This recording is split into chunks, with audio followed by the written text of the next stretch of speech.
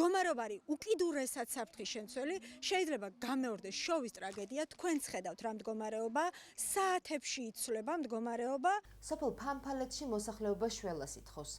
სოფლის ცენტრალური გზა, რომელიც რამდენიმე სოფელს აკავშირებს, უკვე დიდი ხანია ინტენსიურად მიმეწყება და იშლება. როგორც ადგილობრივები ამბობენ, არაერთხელ მიმართეს სოფლის რწმუნებულს. ითხოვენ გეოლოგების ჩართვას და მოსახლეობის უსაფრთხოების დაცვას. თუმცა ერთადერთი, რაც წლების მანძილზე ადგილობრივი ხელისუფლებისგან მიიღეს, ამ დამეწყრულ გზაზე ხრეშის დაყრა და ვითარების მცირე დროით გამოსწორება იყო. ფამფალეთში ამბობენ, რომ საფრთხის წინაშეა მათი სახლები. ფანჯრები აღარ იკეტება და მიწის დაძვრის სხვა არაერთი სიმპტომი უკვე სახეზეა. თუმცა ამ დრომდე ხელისუფლების მხრიდან ქმედითი ნაბიჯების გადადგმას ადგილობრივებმა ვერ მიაღწიეს.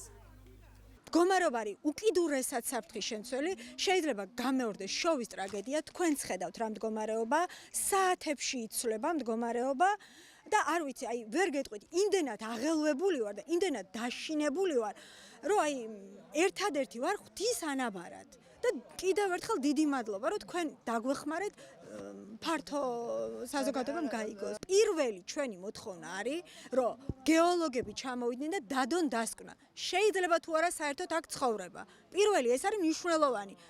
იმიტომ რომ სიცოცხლეს ემუქრება საფრთხე. არ იღება ჭიშკარი, არ იღება ფანჯრები, ჩამოვარდა წყლის გამათბობელი. ძალიან საშიში პრობლემა. ჩემთან სახლში ახალჩასმული მეტალოს ფანჯრები უკვე აღარ იღება. აგერ კაც მოადგა შვავი, რამოდენიმე ის მოუჭრა, ეგერ მაცხოვრებელია, მოვიდნენ, ნახენ, კი ბატონო, დაგეხმარებით, გეკუთვნის, მაგრამ არ გეკუთვნის უთხრენ. შეხედეთ, რამხელა ხრამია და სიცოცხლის საფრთხე არ შეექმნება? ხო და თქვენ კიდე იძახით, რომ სიცოცხლის საფრთხე არ შეიქმნება. როგორ არ შეიქმნება? 4 ბავშვი ჩავსვით დღეს და ლოცვით გამოვაცილე, რომ ეს ადგილი გაეარა ავტობუს მშვიდობით. მოსახლეობა ამბობს, რომ ვითარებას ართულებს მძიმე წონიანი მანქანები, რომლებიც ამ გზაზე გადაადგილდებიან. გადააქვთ კანონით დასაშვებზე მეტი ტვირთი და მონაკვეთის დაზიანებას კიდევ უფრო აჩქარებენ. ამ პრობლემას ართულებს კიდევ ის, რომ კეთდება ჰესები, დადის მძიმე წონიანი მანქანები, როგორც იცით, არავინ არ აკონტროლებს იმას, რომ ეს მანქანები დაცულზე მეტი სიმძიმე გადააქვს თუ არა, თუმცა რაც არის დაცული ისიც რომ გადაიტანოს ამ გზისთვის მიუღებელია. ეს გამოიწვია ყველაფერი მძიმე იმის, რა ქვია, მანქანებმა. რომელიც დადის თვითონ 24 ტონაა და კიდო დატვირთული რამდენი ტონა იქნება. ვერ გუძლო ნენა ამას და გამეიწვია. როგორც ფამფალეთელები ამბობენ, ავტომანქანები აქვე მდებარე ჰესის და ეგრეთ წოდებული კარიერის მშენებლობას ემსახურებიან. თუმცა როგორც კომპანია ბახვი ჰესის წარმომადგენლებმა ჩვენთან საუბრისას განაცხადეს, ამ გზით მათმა ავტომანქანებმა მხოლოდ რამდენჯერმე გაიარეს შეშის გადაზიდვის მიზნით, მაგრამ კომპანიის მენეჯმენტის მყისიერი რეაგირების შემდეგ მარშრუტის შეცვლა მოხდა. მოსახლეობა ვერ აზუსტებს, რა დროს კონკრეტულად რომელი კომპანიის მანქანები გადაადგილდებიან, თუმცა მათი თქმით გზაზე მძიმე წონიანი ავტომანქანების კვლავ ინტენსიური მოძრაობაა.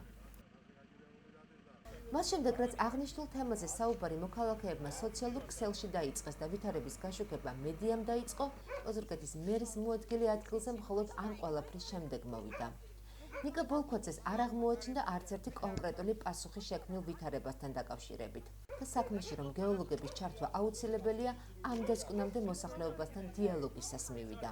ეს არის ხალბატონო მეწყრული პროცესი სამწუხაროდ, რომელიც არის შეუჩერებელი, რომელიც არ ჩერდება, იცით, თქვენ მეწყერის. ეს არის პრობლემა, თორე ვიცით, რაც შეიძლება მაქსიმალურად რომ გაკეთებული იყო, გზა არ ჩაკეტილიყო, ყოველთვის ვაკეთებდით, მაგრამ ბოდიში რომ გაწყვეტილეთ, მაგრამ გზის აქ მნიშვნელოვანი პრობლემა ის არის, რომ გზა არ ჩაიკეტოს, თუ მოსახლეობის უსაფრთხოება არის მნიშვნელოვანი.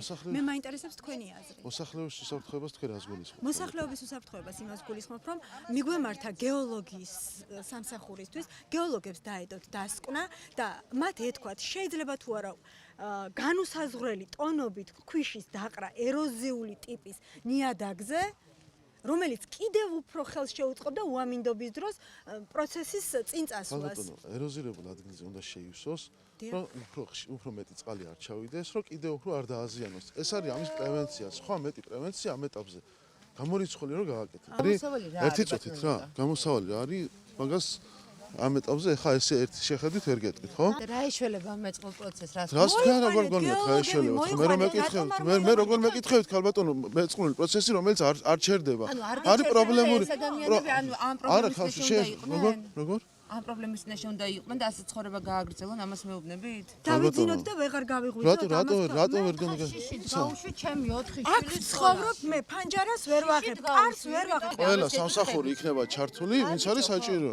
ვინც არის საჭირო? გეოლოგი იქნება, გეოლოგიური დეპარტამენტი იქნება თუ რაც იქნება საჭირო, ყველა დეპარტამენტი იქნება ჩართული, რომ მოვიდნენ და შეისწავლონ ინფორმაცია. აი უახლოეს მომავალში. მოსახლეობის ხანგრძლივი მცდელობის შემდეგ საბოლოოდ მუნიციპალიტეტი დათანხმდა გზის დროებით გადაკეთებას, რათა ამ დამეწყრულ გზაზე უბედური შემთხვევა არ მოხდეს. რისი ალბათობაც გზის მდგომარეობის გათვალისწინებით საკმაოდ მაღალია. ახლა მოსახლეობა მერის მოადგილის დაპირების შესრულებას ელის, რომლის თანახმადაც გეოლოგებთან დაკავშირება ამავე დღეს უნდა მოხდეს. როგორც ადგილობრივები ჩვენთან საუბრისას ამბობენ, ამ დაპირების არ სჯერათ.